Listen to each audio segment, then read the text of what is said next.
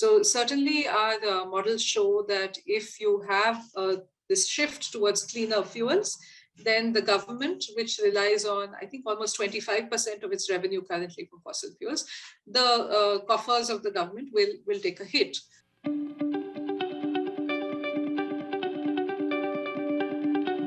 Hello and welcome to the season 2 of Understanding the Future. I'm your host Punit Gandhi, and Climate Center for Cities is excited to bring to you a podcast about the future of work in the field of climate change, urban development, sustainability, and innovation. We will talk to experts working on ground as well as in the top management of government and non-governmental organizations to better understand how their field looks like in future. This will help us in preparing to enable climate actions as well as gauge the type of skill sets and jobs that would be required in future to solve complex challenges. If you are listening to it for the first time, do tune into season 1.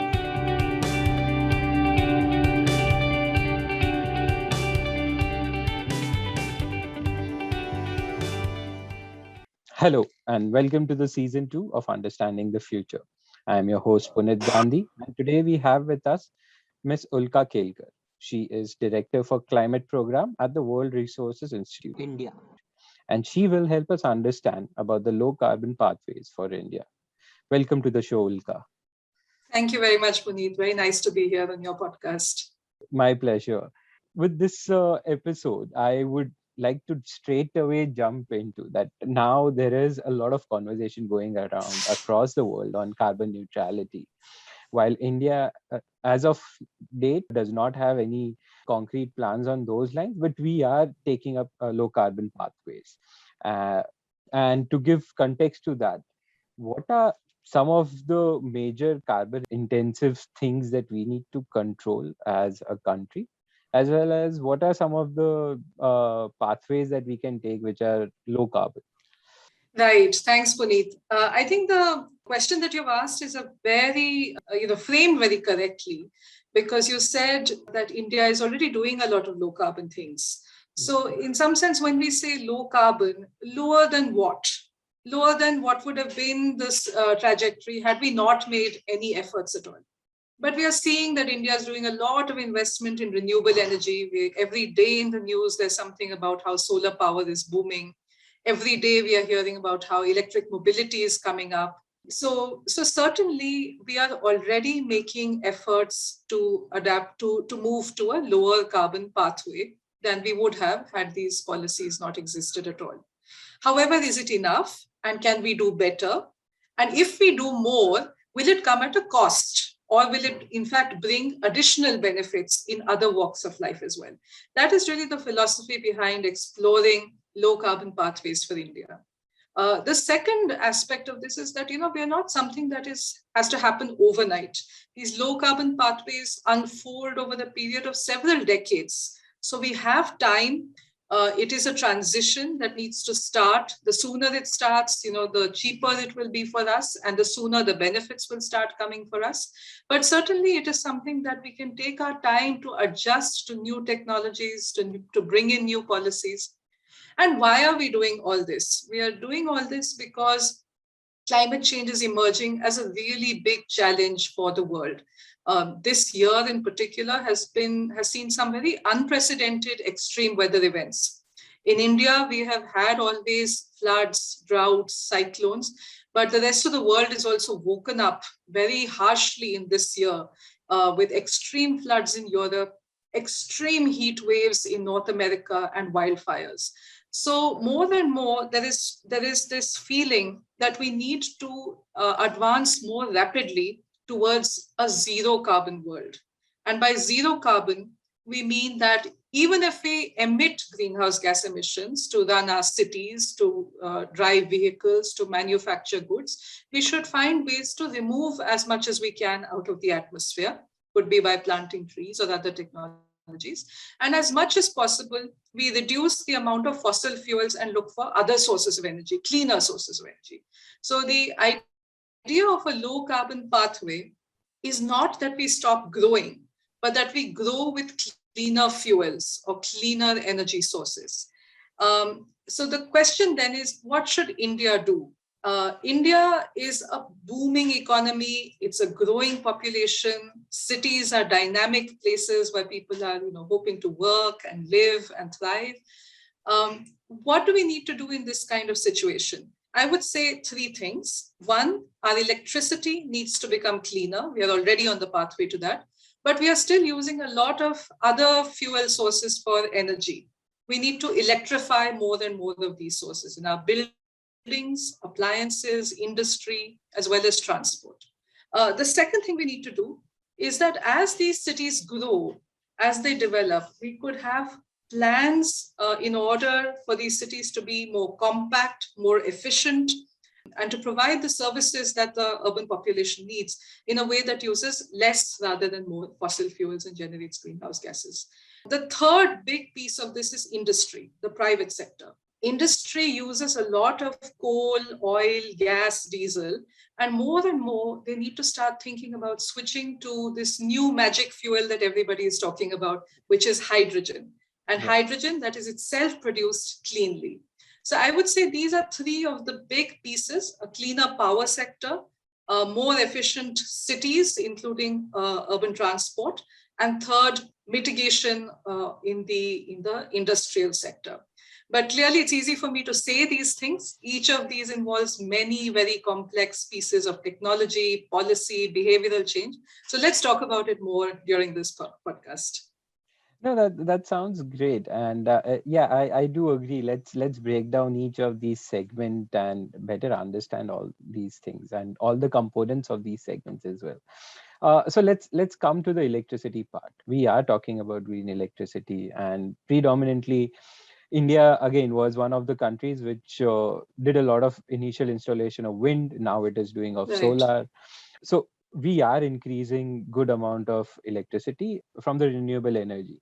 How do you see, and again, while we do that, there is a big push. So we have somewhere close to 350 gigawatt of electric city capacity, generation capacity, of which somewhere around 100 gigawatt is renewable energy. And I think which is quite good in terms when we talk about that, what is the capacity installation. But this comes with a very big fluctuation part. How are we going to stabilize this much amount of integration of electricity, which is predominantly from renewable energy? Right. No, that's absolutely the crucial, the crux of the heart of the matter. Right now, India has a commitment that 40% of its installed capacity will come from non-fossil fuel sources of energy. And our target date for that was around 2030. And we are very much on track. I think the COVID pandemic was a bit of a setback. You would have all heard about news about how financing for renewable energy projects was hit, just as every other private sector enterprise was hit. But we're very much on track for that 40% figure. But the kinds of low carbon pathways that various models show say that we need to get to around 80% of our electricity installed capacity coming from non-fossil fuel sources by 2030, 2040, 2050, whatever, as soon as we can do it. But that's a massive shift. As you said, there is this whole issue of energy storage, because renewable energy is produced only when the sun is shining or the wind is blowing. There is this question of storage. And storage right now is reasonably expensive, although the price of it, the prices of batteries and all of that is falling. But people are also looking at very innovative ways of storage. For example, you could pump water, as in a hydropower plant, when the renewable energy is being generated, use that as storage. And when you need electricity, you release the water and you kind of, reverse generate the kind of electricity that you need. So pumped hydro is one form of storage. People are also looking at very innovative new battery technologies. And one of the reasons over here is because battery technology requires some very precious minerals that are not always available within our territory. So it makes us sensitive to imports, to price fluctuations. And so there's always this innovation that is going on in new kinds of battery chemistries. And it's the same with mobile applications as well, like electric cars. You don't want everything to be stored in massive power plants. there has been some news recently about how Reliance and other companies are coming up with very large scale plants which have battery storage at a big scale. The advantage of this is when you have economies of scale, you can bring down the prices. And when you start supplying to potential users, then that increases your demand and in fact drives further economies of scale. So you get into this virtuous cycle where these kinds of technologies can be brought down in cost, as we have seen in the past, even with things like solar panels. Yeah. But storage is definitely something that everyone is thinking about. Right now, the concern is that as we get to 80% or more of renewable energy in the grid, the cost of grid integration can increase exponentially. So that's definitely a risk. And apart from storage and batteries, people are also thinking of solutions like you have a regional grid. So, Nepal, Bhutan, Bangladesh, India, all of us who are in the same region could export and import electricity based on our needs. We could even think of, so there's a bit of a time difference, to the countries in Eastern Asia. So, or countries in Western Asia, for example. So you could somehow balance out the renewable energy supply and demand across different countries in the region. Europe is already doing this between Germany and Norway. Norway acts as a huge battery in some sense for Germany's renewable energy needs. So definitely there's a big puzzle here to be cracked, not so much in terms of technological applications as in just making that technology cheaper. But I would say the bigger problem, one that doesn't lend itself well to technological innovation, is the problem of land. Where is all this renewable energy going to be actually installed?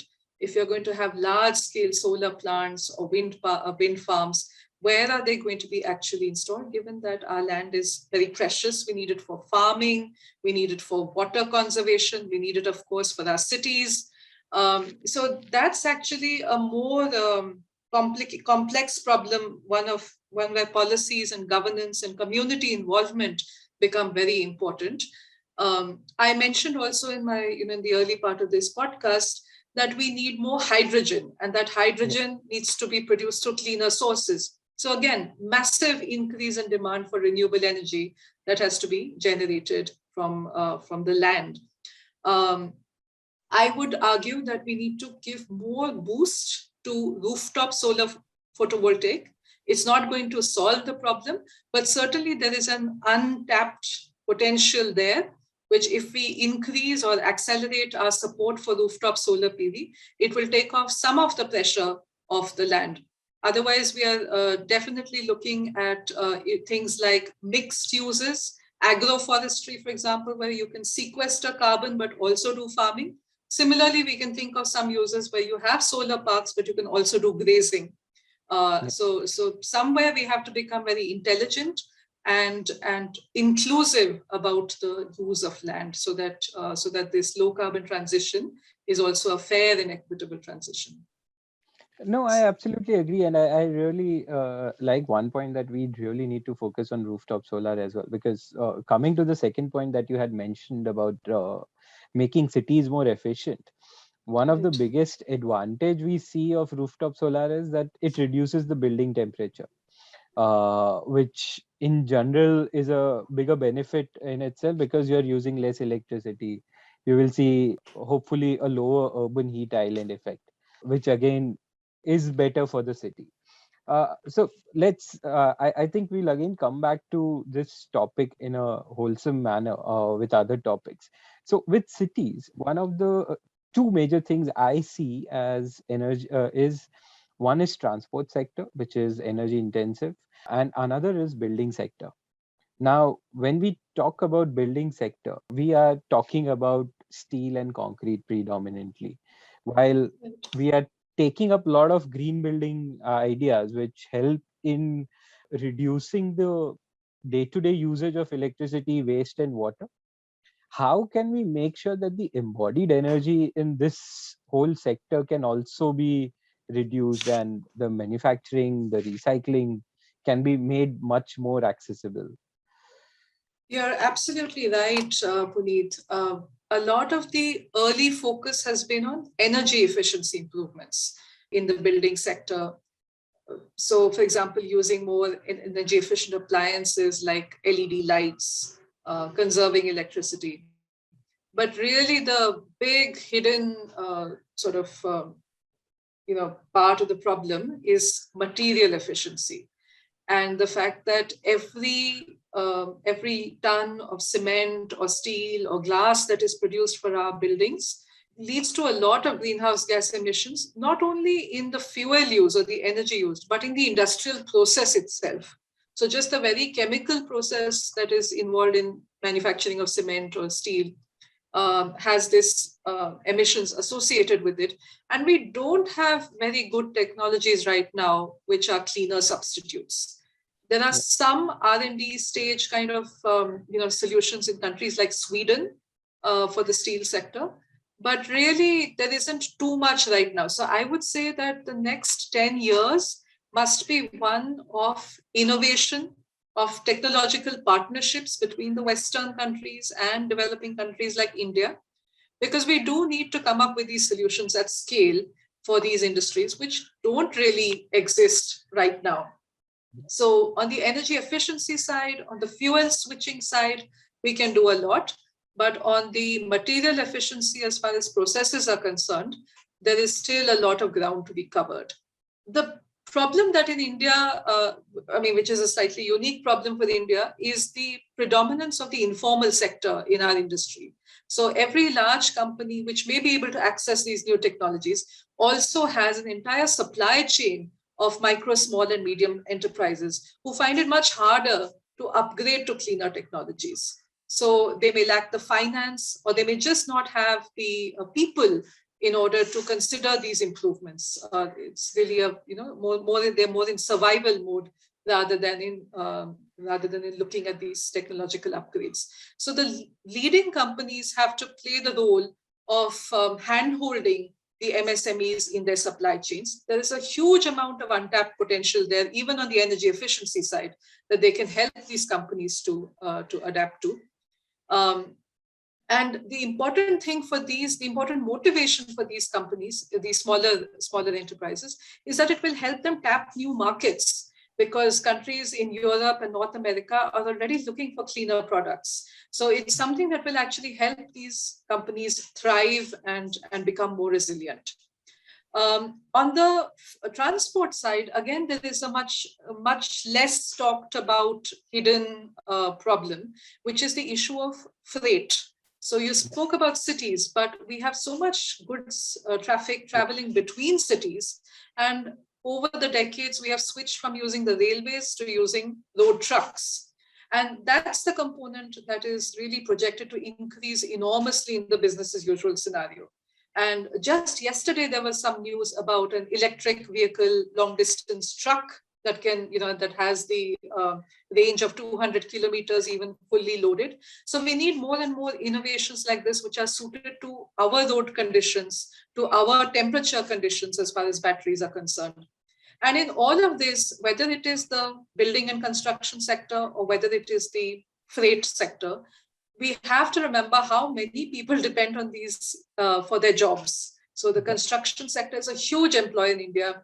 Truck drivers are a huge number, and we need to upskill some of these people in order to be able to adapt to the new processes, the new materials that they will be working with.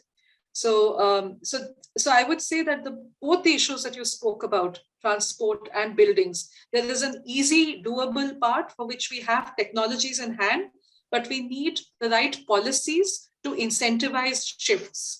But definitely over the next 10 years or so, there will be a hard technological part that will have to be cracked.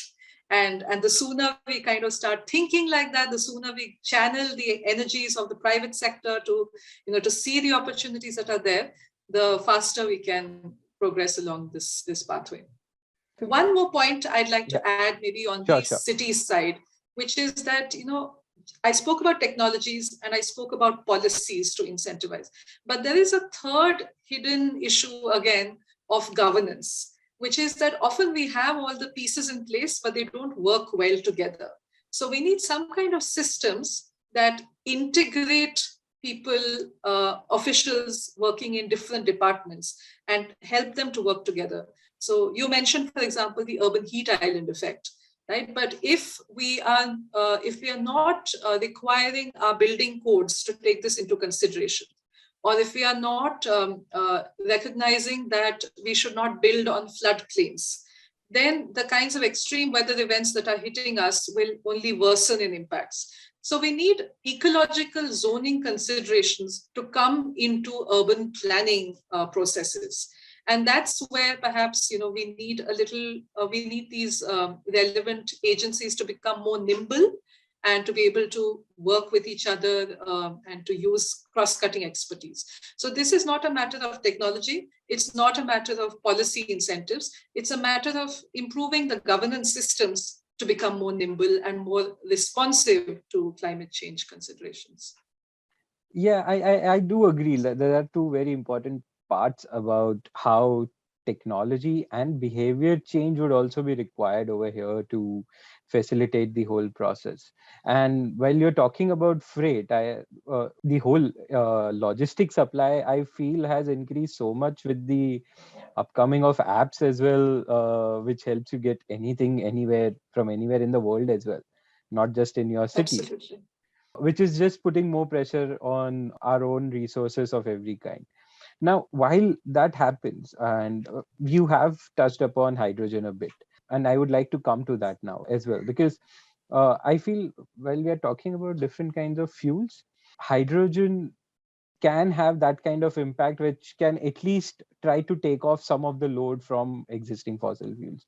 I'm not sure how much.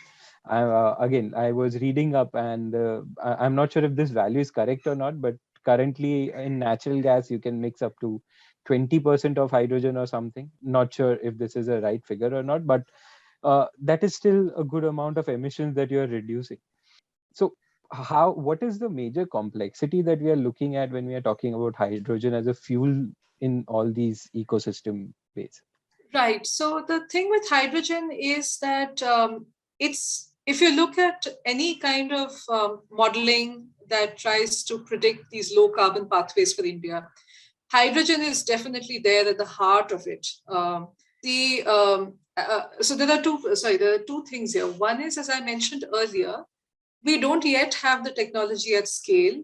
So we need to think about the next decade or the next few years as a preparatory phase, as the period of innovation. So that from 2030 onwards to 2050, for example, we are actually using hydrogen as a substitute in our industrial processes, in our transport, and so on. So right now, this is a bit of a big bet, I would say, that if we play our cards right now, if we put in place the processes for innovation and preparation, then we will reach a stage where where it will be possible to switch to hydrogen and actually make a dent in this problem of decarbonization. What are the challenges? One of the challenges is that just the nature of hydrogen is such that you need to, currently at least, you need to generate it in a place which is relatively close to where it is going to be produced. Otherwise, it's going to be just too expensive to transport it. So it's not something that will right now be cost effective compared to the other options that are currently available. So we need to think of options where the generation can happen close to the point of use.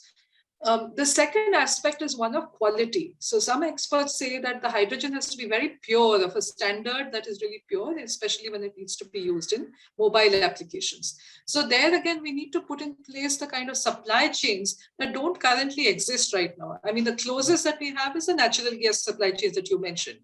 And these need to be, in some sense, adapted for the use of hydrogen. But there are definitely other kinds of applications in industry. People are looking at it almost in every sector. Ammonia, for example, where we can start building our ability to use this fuel. But as far as the actual decarbonizing effect will come, that will come when we start producing hydrogen from electrolysis rather than from the use of natural gas and other fuels as we are currently doing. And that electrolysis generation of hydrogen is still in the R&D stage. So I would say we need to concentrate much more on the innovation aspect right now, and really start preparing for this future economy. I think that's the challenge really right now, that we are preparing for something that is a huge amount of potential, and is without it we will not be able to do this net zero kind of target that we're talking about. But it's still something that is not currently within our hands. No, I absolutely agree with the requirement of an alternative fuel here, and how that will also help in leading us to somewhere on the net zero or low carbon pathways. But so while I'm thinking of it from the macro scale, one of the biggest challenge I also feel over here is that the biggest set of revenue that any government gets, especially like India, comes from the taxes of fossil fuels. And that might also be one of the big challenges going forward, that how do we shift from this side to the other side, and what all things can actually come out of it, and how can we make sure that we can transition to lower carbon economy, as well as make sure that the government is able to sustain its funding so that it can help in development of the country in better ways. This is what makes the whole issue of climate change so exciting. It's never a simple problem, never a simple solution where you plug in some technology and the problem is solved. It has such massive ramifications throughout the economy. I mentioned the issue of jobs earlier, and you brought up the other issue, which is that of government revenue. So certainly our models show that if you have this shift towards cleaner fuels, then the government, which relies on, I think, almost 25% of its revenue currently from fossil fuels, the coffers of the government will take a hit. So the alternative that we are proposing, and one which is actually a double, it has a double benefit. One is that it will substitute the revenue loss, that this fossil fuel tax revenue will go down. And the second is that will actually incentivize a switch towards cleaner. So it will have a kind of reinforcing effect. What is this miracle policy? It's something called a carbon tax. Actually, it's not very different from the fossil fuel taxes that we currently have in place. So we even have a coal cess that was introduced a few years ago and was slightly modified subsequently. But the idea is that when you use fossil fuels, you pay an additional levy or cess or tax on it, because you're recognizing that in addition to whatever the price of that thing is, the fossil fuel is, you're also creating some external costs for society, whether it is in the form of air pollution or whether it is in the form of climate change. So you add a kind of penalty to the use of fossil fuels. It just so happens that this penalty then takes the form of a revenue for the government. So the difference between a carbon tax and any other tax on coal or oil or gas or diesel is that it is imposed not only for the use of these fuels, but also on the process emissions that I spoke about earlier. So if industry is releasing greenhouse gas emissions in the manufacture of cement or steel, that also becomes subject to a carbon tax. Every time we take any particular diesel vehicles, there will be an additional kind of a carbon tax imposed. Now, the idea of a carbon tax also is that you slowly phase it in, as in fact countries in Europe have done over the period of several decades. So you don't just impose it overnight and cause havoc in the economy. You start with a small carbon tax equivalent to the fossil fuel taxes that currently exist in the economy. And slowly over the period of time, over 10, 20, 30 years, you ramp it up. What this does is it provides a steady signal to all the players in the economy, whether it's industry, whether it's transport operators, whether it is normal households, state governments, anybody making investments, that the use of fossil fuels is going to come with a penalty, with a premium. And that's something that you now need to start taking into account in your balance sheets. So every time you have a decision to be made between a cleaner fuel and a dirtier fuel, you're in some sense going to be pushed or nudged towards the cleaner fuel rather than the dirtier fuel. And so this carbon tax, when it comes into effect, will replace some of that lost revenue from fossil fuel taxes. So it will put money back in the hands of government to invest in health or education or wages or pensions of people. And it will also incentivize people to make cleaner rather than dirtier decisions. So that's really something that we need to start thinking about. many companies in India already have an internal carbon price voluntarily taken on, which acts as a kind of carbon tax. So every time they make a decision, that carbon tax that they have voluntarily taken on guides them towards making decisions that take climate change into consideration. This is something that we could think about even at a national scale. I absolutely agree. We had Mr. Anirban Ghosh from Mahindra who had mentioned this on our podcast, that how they put a price while taking any decision to be able to go towards a better future eventually. That each Right. decision is driven by the fact that, okay, how much money are we going to spend on the nature-based solution or whatever it is. Right. But I absolutely agree on those lines over here. And I want to come back to the topic of technology and governance, or I would like to say technology and behavior, because as we move forward and as we integrate somewhere more technology, I also feel over here the one of the big challenge will be the how difficult it is to procure these days the chipsets and the raw materials for the chips, and how are they going, because these are rare earth metals that we are talking about. Will we have some kind of transition on those lines as well? Not even sure if I can say carbon neutral or low carbon ways that we can go towards that shift. The problem with our growth model so far, is that it is essentially something that depends on more things being produced and more things being consumed. So every time we buy a new cell phone or a new laptop, we boost the GDP of the country.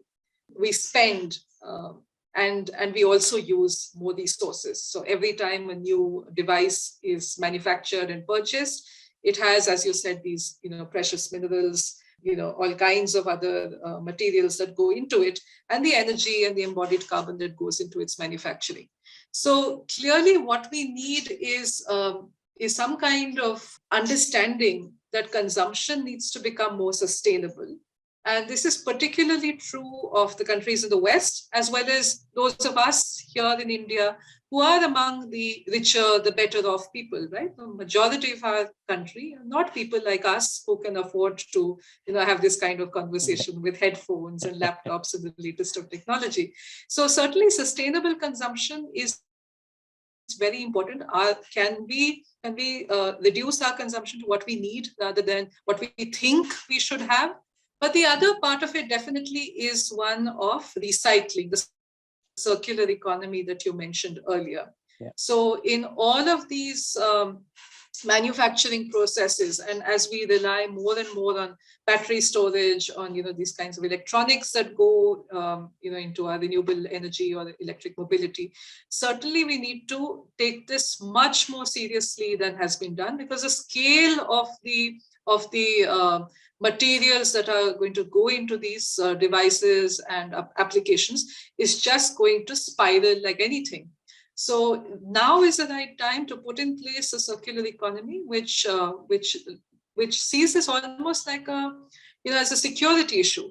That instead of trying to import things, instead of being vulnerable to whether it is price fluctuations or even weather events. I mean, there was this very interesting example when there were floods in Bangkok a few years ago. I think it was 2011.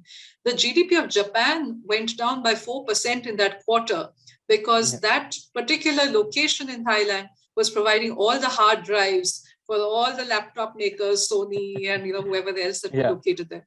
So it is almost like in our own self-interest to build a recycling-based economy, which makes sure that we don't over extract. I mean, after all, now we are talking about deep sea mining. We are talking about even mining on the moon. So technologically, perhaps everything is possible, but just because it is possible doesn't mean it is the wise thing to do. And so we need to definitely combine this behavioral change that you spoke about with the use of human ingenuity for recycling and circular economy, and making the most out of the materials that we have, rather than increasing the use of materials. Yeah. True, true. I feel one of the important questions that needs to be addressed here is how are we going to look at transition of jobs over here? Because everything that we have talked about leads to a new sector being developed completely while taking off the old sector. And there is a huge, as you had already mentioned, about a huge population works in construction industry, automobile industry, fuel industry, and a lot many more industries which will transform over years. So how is this the jargon of just transition function out over here? I think in all the things that we've spoken about, we talked about hydrogen, new technologies that don't currently exist at scale. We talked about transforming the way we live in cities or travel from one place to another. I think it's quite evident that the scale of the transition is going to be a massive one and a very far-reaching one. So, for example, if you have more electric vehicles coming in, Europe has just decided that it's not going to sell any more internal combustion engines after 2035, internal combustion engine vehicles after 2035. It's only going to sell new EVs. So if you have more of these EV vehicles coming up, then this will affect all the MSMEs that produce the ancillary parts, the auto parts for these vehicles. Maybe fewer components will be required. Maybe the components that will be required will require a much greater training with the use of electricity or batteries. So there are deep linkages throughout the economy, to every part of the economy on the industry side, which is going to affect the jobs that will be created as a result of this energy transition. The concept of just transition has actually come from the concerns around closing of coal mines and what happens to the coal mine workers or the thermal power plant workers that depended on this fossil fuel based industry. But if you look at the transition, it is going to affect people's livelihoods in almost every walk of life. So definitely there is a need for upskilling. There is a need to be conscious that where the new jobs come up may not be the regions, the states in India where the old jobs, the polluting jobs will go down. There is a need to recognize that women's employment in the workforce, women's participation has to be specially protected. This COVID pandemic has shown how women's workforce participation rate was really hard hit. So even if you have new training programs, upskilling programs, doesn't necessarily mean that women will be able to access them or to be able to access the new jobs in the new industries. Yeah. So I would say that there is a need to kind of think about this from a very macroeconomic perspective. You remember I had spoken to you earlier about carbon tax and how it will put revenue in the hands of government.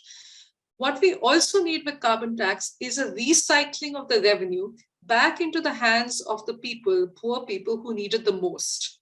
And when that happens, then it will also create more jobs, not just the direct jobs like in the EV sector or the indirect jobs like in the electricity or auto parts sector, but also it will induce more jobs in every sector of the economy, whether it is retail, whether it is tourism, whether it is food processing.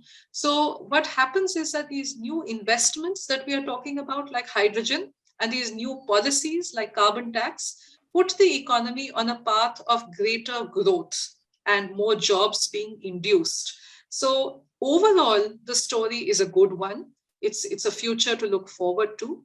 But the details of who is able to access these new jobs is something that we need to start preparing for right away.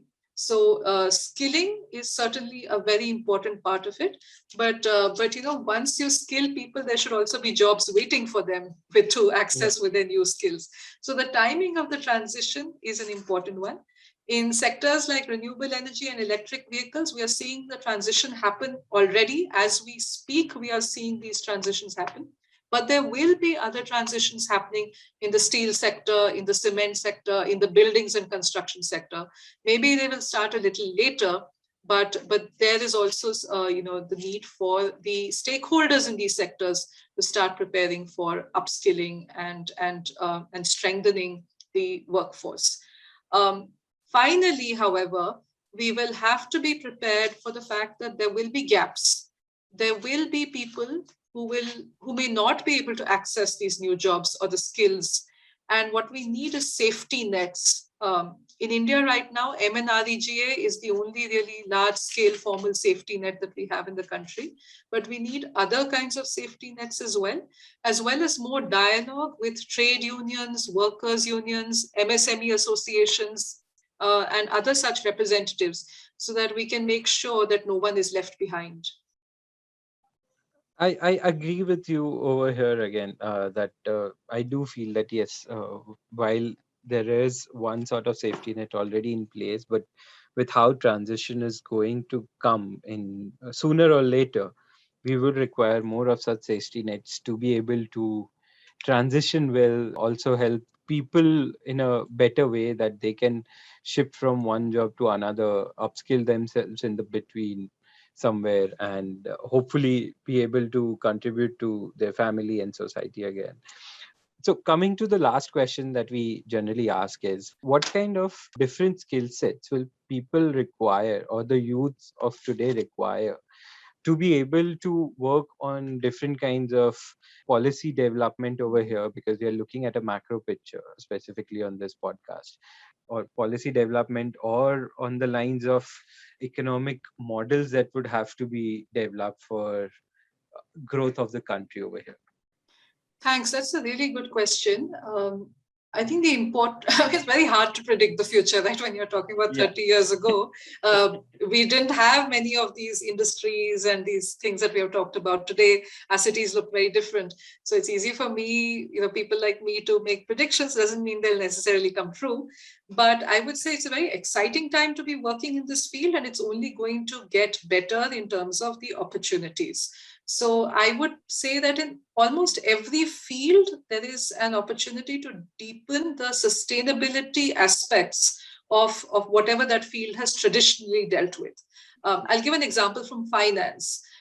There's always been a sort of booming field around financing urban projects, financing energy projects. But more and more people are looking at the sustainability aspects, renewable energy, for example, in particular, or climate considerations in urban finance. So certainly the kind of skill sets that people are looking at is, how do you bring in these sustainability and climate considerations into the normal decision-making of finance? Because that is something which is now paying off better returns than the traditional types of finance instruments that didn't have these considerations. The second aspect I would talk about is architectural urban planning. Traditionally, we have always had ways of making sure that architecture or urban planning speaks to the local ecology or the local climate, is responsive to it, the local materials. In some sense, that had died down a little bit, but is now coming back in a very big way. Even if regulations are slow to mandate such things, consumers are now demanding more and more of these kinds of considerations, because it will actually be cost effective. It will save them energy costs. So I think in every field, there is an opportunity to deepen or to specialize in the sustainability aspects. There are also nowadays a lot of professional courses in electric mobility, in even the hydrogen economy, that many engineering colleges and business schools are beginning to offer. And even the National Skill Development Council runs a very large number of training programs through various skill sector councils for these green jobs. So it's not just the white collar kind of professionals that I spoke about, but even things like those who will construct rooftop solar plants, or those who will do the repair and maintenance of air conditioning units in order to make sure that they operate at the right level of efficiency. Or it could be even at the village level for things like water budgeting, so that you make sure that you conserve the rainfall that falls in the village and make sure that it recharges groundwater, and that you don't overuse it by by planting the wrong kinds of crops. So I would say at the city scale, at the village scale, there are many different types of training opportunities that are already there but need to be scaled up and particularly made more accessible to women. One last opportunity that I'll speak about in the job sector is really, we've been talking a lot about energy and transport, but land-based livelihoods are going to be extremely important. There is a great opportunity for linking farmers and those who have food processing based or non-timber forest product based enterprises in rural areas, linking them to markets in urban areas. Helping them access finance. So here again, there is an opportunity for people to be the intermediaries and to make sure that we support these kinds of nature-based livelihoods, so that all of this together becomes a way of India moving to a more low carbon and a more sustainable pathway. This surely was quite a comprehensive answer, and thank you so much for that. If I have missed out any questions that you feel can be important to cover up the whole conversation, please feel free to go ahead.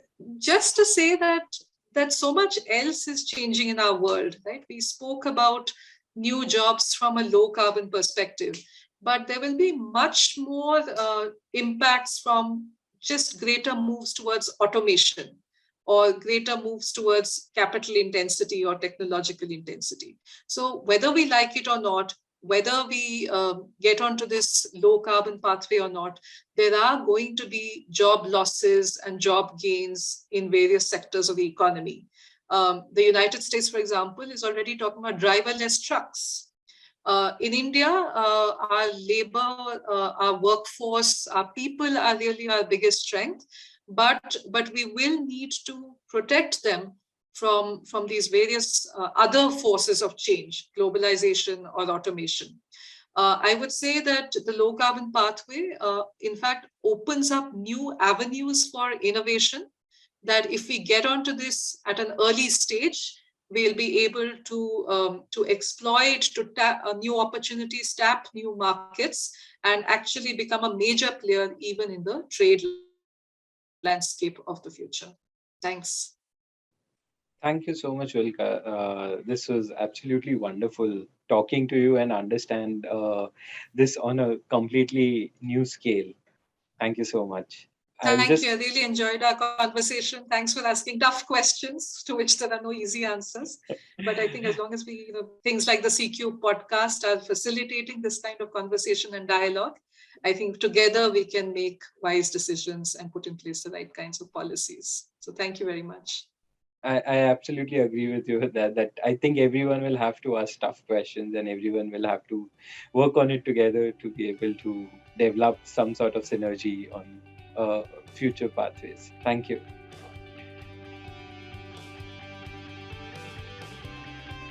You have been listening to Understanding the Future podcast. To know more about Climate Center for Cities, check out our website www.niua.org/c-q. The show is conceptualized, produced and edited by Punit Gandhi, Senior Associate at CQ.